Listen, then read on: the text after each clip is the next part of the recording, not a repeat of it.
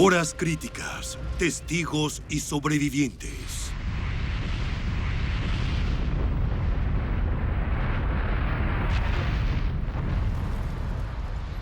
Desastres naturales y catástrofes provocadas por el hombre que pueden producir enormes pérdidas de vidas humanas, destrucción y sufrimiento. En este programa usted será testigo de algunos de los desastres más significativos de los últimos 100 años. Este programa estremecerá a los televidentes en donde viven, que es en realidad donde todos vivimos, dentro de nuestros cuerpos.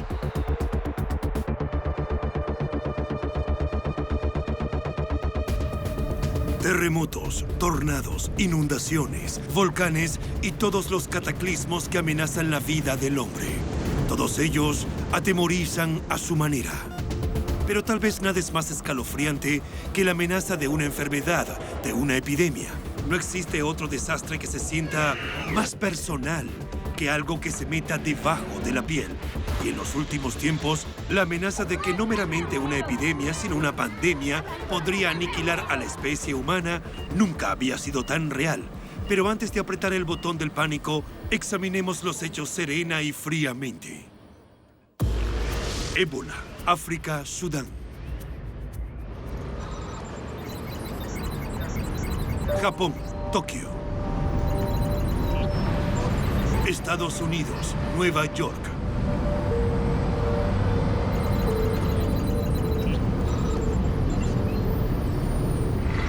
India, Bombay. Ébola. Los humanos y algunos primates son vulnerables a esta enfermedad que es especialmente desagradable. Los síntomas comienzan a manifestarse después de un par de días y 3 semanas luego de contraer la enfermedad. Comienza con fiebre, dolor de garganta, de cabeza y muscular. Pero eso es solo la antesala al horror que se aproxima. Vómitos, diarrea y erupciones, fallas hepáticas y renales, hemorragias internas y externas, incluyendo en algunos casos sangrado de los ojos. Y continúa empeorando. Alrededor del 50% de las infecciones registradas terminan en muertes, aproximadamente de 1 semana a 2 semanas y media después de que aparecen por primera vez los síntomas del ébola. Ébola. La sola mención del nombre ébola es aterrador, da miedo. A la larga, esos pacientes sucumben ante la muerte. Algunos de ellos han tenido hemorragias bucales. Las personas no le darán importancia y se nos saldrá de las manos otra vez y continuará propagándose por semanas, meses y años, y eso es lo que tenemos que evitar. En el momento que muere el paciente con ébola, él es el que está más infectado. Así que los que se encargan de enterrarlo serán otros 10 infectados. Suponemos erróneamente que el ébola es un padecimiento reciente, pero la verdad es que fue identificado por primera vez en 1976 en una aldea cerca del río Ébola. El científico que le dio el nombre de ébola, Peter Piot, es ahora director de la Escuela de Higiene y Medicina Tropical de Londres. A pesar de que identificó el virus en una aldea llamada Yambuku, decidió no estigmatizarla. Por lo tanto, le puso el nombre de ébola. Desde su descubrimiento, el virus ha recrudecido varias veces. Entre 1976 y 2013, la Organización Mundial de la Salud reportó un total de 24 brotes, incluyendo 1.716 fallecimientos. Pueden pensar que eso es muy malo, pero en 2014 las cosas empeoraron. En marzo de ese año, la Organización Mundial de la Salud reportó un brote importante en Guinea, un país de África Occidental. La enfermedad se propagó rápidamente a Liberia y Sierra Leona, los vecinos más próximos de Guinea. El 8 de agosto de 2014, la Organización Mundial de la Salud declaró la epidemia como una emergencia internacional de salud pública. Los Médicos Sin Fronteras describieron la situación en Liberia como catastrófica y que empeoraba diariamente.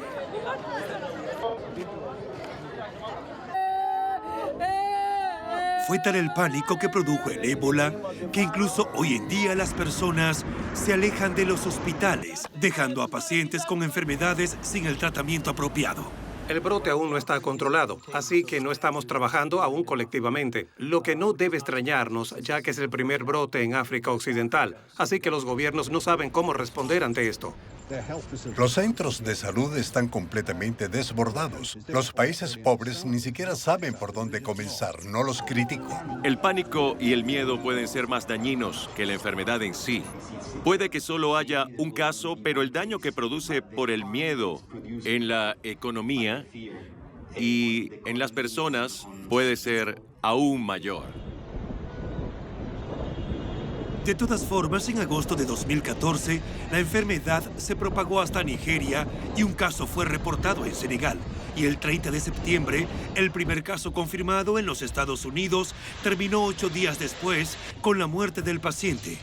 El 29 de diciembre de 2014 se confirmó el primer caso en el Reino Unido. A high-level isolation ward at the Royal Free Hospital in North London has begun 30 años después, aún hay mucho que se desconoce de la enfermedad. Por ejemplo, a pesar de que se sabe que se transmite por contacto directo por la sangre o por fluidos corporales de un humano o animal infectado, aún hay dudas de si los murciélagos frugívoros son portadores. Aparentemente, pueden transmitir el virus sin padecerlo. Pero se han logrado avances y las enfermedades pueden ser erradicadas. Después de todo, eso se ha hecho mucho antes. Viruela, India, Bihar.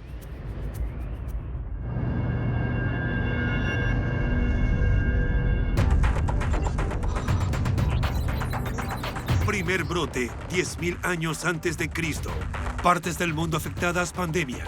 Número de personas afectadas desconocido. Fallecidos, 500 millones. Por ejemplo, la viruela, que los historiadores creen que ha acompañado al ser humano desde los primeros asentamientos por el 10.000 antes de Cristo. Los restos momificados de faraones egipcios tienen la primera evidencia definitiva de la viruela en la antigüedad, a pesar de que los primeros relatos escritos sobre la viruela no aparecieron sino hasta el siglo IV después de Cristo en China.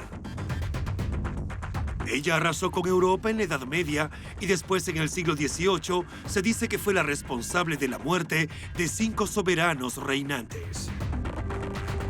Caracterizada por ampollas en la cara, piernas y brazos, el último caso de viruela en los Estados Unidos fue en 1949 y el otro caso fue en Somalia en 1977. La Organización Mundial de la Salud certifica que la viruela fue erradicada en 1979. Eso fue solo 5 años después del brote más grave del siglo XX.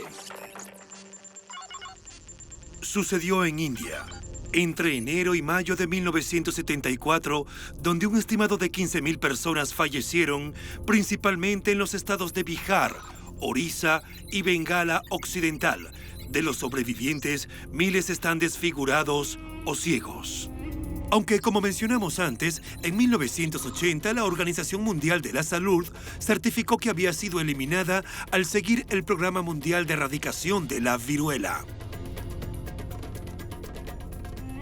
El programa de erradicación de la viruela en Somalia registró el último caso en la villa de Merka y, a mi parecer, es el último caso de viruela en todo el mundo. Ese fue un gran cambio para las personas en India y partes de África, donde por mucho tiempo la viruela fue considerada un hecho ordinario de la vida. Cólera. África.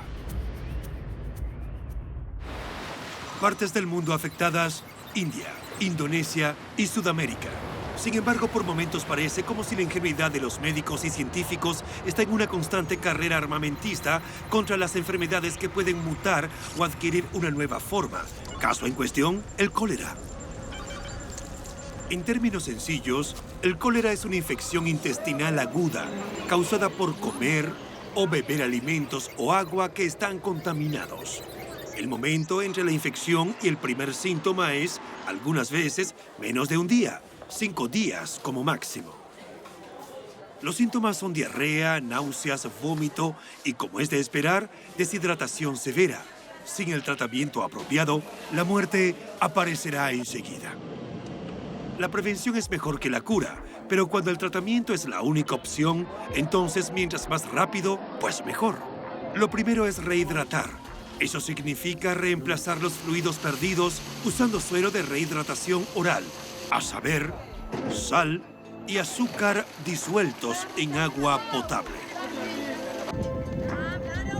El suero intravenoso y los antibióticos tienen su papel en la cura.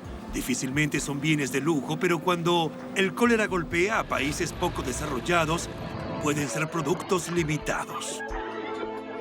Cuando la bacteria se mete en el suministro de agua o en la cadena alimenticia, es muy difícil controlarla sin esos recursos básicos, sin suero hidratante y sin agua potable. Sabemos que en los últimos 12 meses se han reportado 19.000 casos de brotes de cólera. También sabemos que cerca de 1.000 personas han muerto a consecuencia de esa enfermedad. El primer registro de pandemia del cólera que asoló la región de Bengala en India comenzó alrededor de 1816 y duró como unos 7 años. Sumamente contagioso, el cólera se propagó al sudeste asiático, China, Japón, el Medio Oriente, el sur de Rusia y alrededor del mundo. Los brotes de la pandemia del cólera causaron estragos a lo largo del siglo XIX. Irónicamente, los avances en la tecnología, el transporte y los desplazamientos de las masas contribuyó a la propagación del cólera. Sin embargo, no fue sino hasta 1854 cuando un inglés llamado John Snow identificó la causa principal de la enfermedad, que era el agua contaminada. Pero a partir de 1992, la cepa llamada el TOR ha sido la dominante en todos los nuevos brotes de cólera, lo que prueba la habilidad de la enfermedad de mutar y poder adaptarse.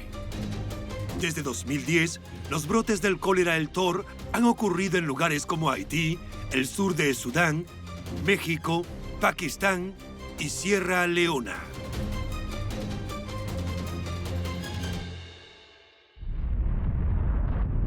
En un mundo tan conectado como en el que vivimos, ¿cómo el ser humano puede esperar que vaya a detener la propagación de alguna enfermedad? Este es el aeropuerto Heathrow. En promedio, 200.000 personas llegan y salen de este aeropuerto diariamente, y un puñado de ellos es portador de una enfermedad muy contagiosa. Las posibles consecuencias son, inquietantes, por decir lo menos. Esto es una realidad geopolítica, pero ¿qué puede hacer usted para mantenerse a salvo? Porque, como todos sabemos, prevenir es mejor que curar. La Clínica Mayo en los Estados Unidos recomienda lavarse las manos habitualmente, si se enferma quedarse en casa, vacunarse cuando sea necesario, practicar sexo seguro y otras medidas de sentido común como preparar los alimentos en condiciones higiénicas. En cuanto al proverbial visión global, como puede imaginar, los investigadores científicos siempre están buscando nuevas formas para que las enfermedades no se eleven a epidemias. Esto nunca había sido tan crítico. Como lo reportó la publicación Science Alert, en diciembre de 2008, el cambio climático, junto con el aumento de la población mundial, el abuso de los antibióticos y el comercio y turismo mundial, puede afectar tanto la probabilidad de que aparezcan nuevas enfermedades como la oportunidad de que éstas proliferen hacia nuevas poblaciones. La doctora Julie Lynn Hall, que es una experta en enfermedades transmisibles de la Organización Mundial de la Salud, ha señalado la reaparición de enfermedades que estaban erradicadas como el cólera y la malaria. Así como en las últimas 3 décadas, la Organización Mundial de la Salud ha visto la aparición de, en promedio, una nueva enfermedad transmisible al año. Y, aparentemente, la incidencia de nuevos síndromes va en aumento. Esta es una preocupación mundial. ¿Dónde buscamos las respuestas para entender cómo se propagan las enfermedades y cómo controlarlas?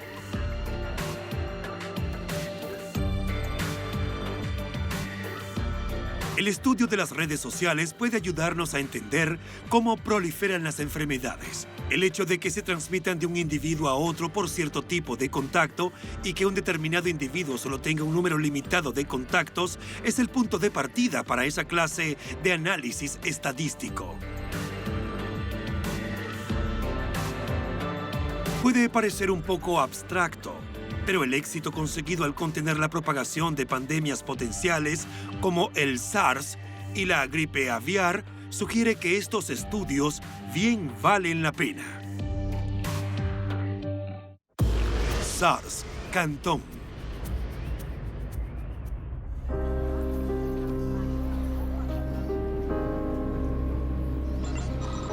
Primer brote 2003, América, Europa, Asia. 774 personas fallecidas. Mientras que la humanidad sigue luchando contra las enfermedades que nos han plagado literalmente por siglos, nuevos males mortales se han dado a conocer en el nuevo milenio. Principalmente el SARS y la influenza o gripe aviar. Comencemos por el SARS, cuyas siglas en español significan Síndrome Respiratorio Agudo Grave.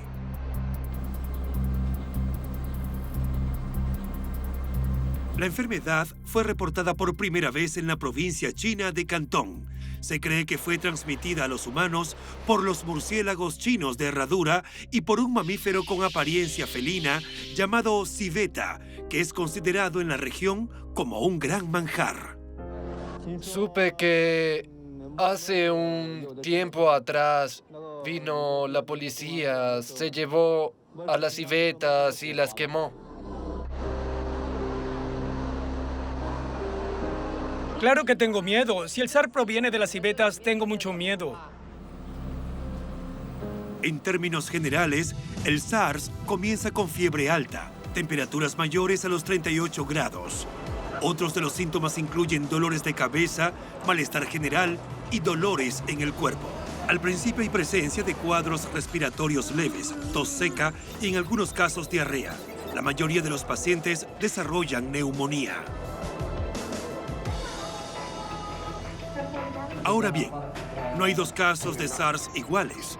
La enfermedad puede presentar síntomas distintos, dependiendo de la edad del paciente y el estado físico. Aparentemente, el punto crítico está en la tercera semana, cuando los jóvenes y fuertes comienzan a mejorar. Para los menos afortunados, es cuando la enfermedad se vuelve más severa. Los pulmones se llenan de fluidos y residuos. Se aplica un tratamiento más agresivo, como la ventilación mecánica. Ciertamente eso no es efectivo en todos los casos. A nivel mundial, la tasa de fallecimiento del SARS es de cerca del 10%. En 2003, la enfermedad se propagó por más de una docena de países antes de que la controlaran. Cabe destacar que la enfermedad fue contenida eficazmente a pesar de que se propaga muy fácilmente, específicamente por contacto de persona a persona cuando alguien infectado tose o estornuda. La situación que enfrentamos ahora es realmente grave. Nunca antes el sistema de salud había sido sometido a tanta presión en todo el mundo. Más de 200 médicos y enfermeras se han contagiado de la enfermedad.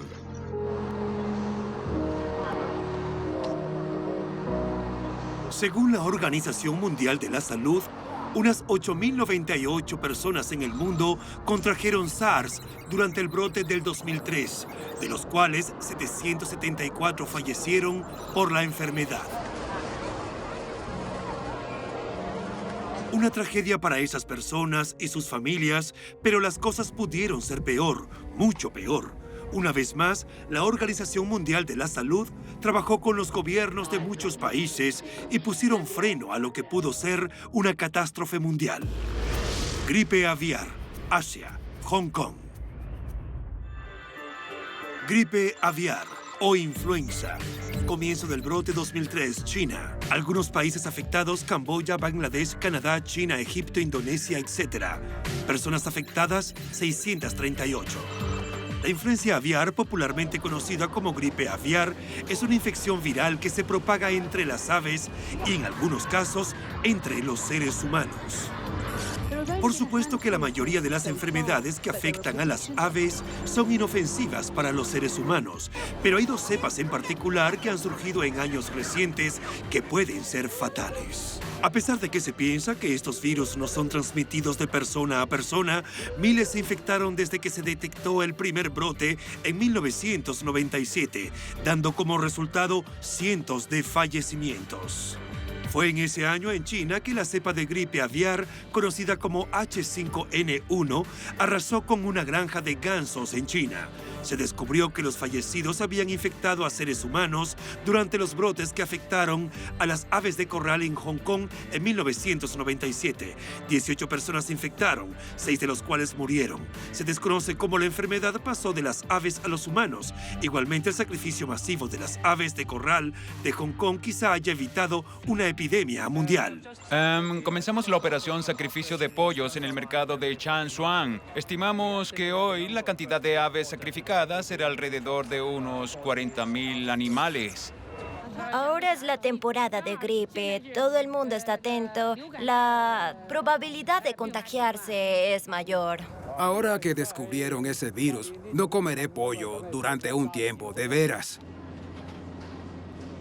Lo que atemoriza es el poco nivel de competencia y de capacidad técnica de los hospitales, clínicas y personal médico respecto a lo básico. Por un tiempo quizá pareció como si el H5N1 había sido erradicado, pero en diciembre de 2003 recrudeció. El primer reporte fue en Corea del Sur, donde se produjeron brotes en granjas comerciales de aves de corral. En enero de 2004 se reportaron 11 niños con enfermedad respiratoria grave en Hanoi, Vietnam, y que pronto se confirmó que era gripe aviar H5N1. A finales de ese mes, en Vietnam, hubo más de 400 brotes. La enfermedad se detectó en una granja de aves de corral en Kioto, Japón. A finales de enero, Camboya, Laos, Indonesia y China reportaron brotes en aves de corral, y en Tailandia se confirmaron otros 2 casos en humanos. Ninguna cepa de gripe aviar había atacado tantos países al mismo tiempo. Tailandia y Vietnam registraron un total de 35 casos en humanos, 24 de los cuales resultaron fallecidos. Pronto se hizo evidente que, a pesar de los esfuerzos por controlarlo, el virus se hizo endémico, lo que quiere decir que está siempre presente en partes de Asia. Las aves migratorias y posiblemente el comercio de aves de corral ha propagado el virus por más de 40 países. Peor aún, el virus ahora es genéticamente diferente al detectado en 1997 en Hong Kong. La cepa actual, conocida como la cepa tipo Z, ha mostrado ser más patógena, capaz de infectar a un mayor número de animales, que incluyen tanto cerdos como perros y gatos. Entonces, ¿estamos luchando una batalla perdida contra un asesino internacional? Mientras el virus circule más tiempo entre los animales, incluyendo pollos y patos, mayor es el riesgo de tener casos en humanos. Y en consecuencia, el riesgo de una pandemia viral es mayor. Pues en todos los escenarios consideramos que más del 30% de la población quizás se contagie en un periodo de 15 semanas. Efectivamente, es un asunto muy difícil. La erradicación sucederá en muchos años. Eso tomará mucho tiempo.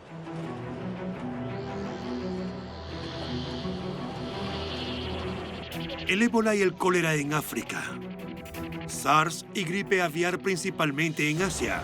Todas ellas enfermedades con un enorme potencial de hacerse mundial en un santiamén. Aparentemente han vencido la viruela, pero eso mismo se pensaba del cólera hace unos años atrás.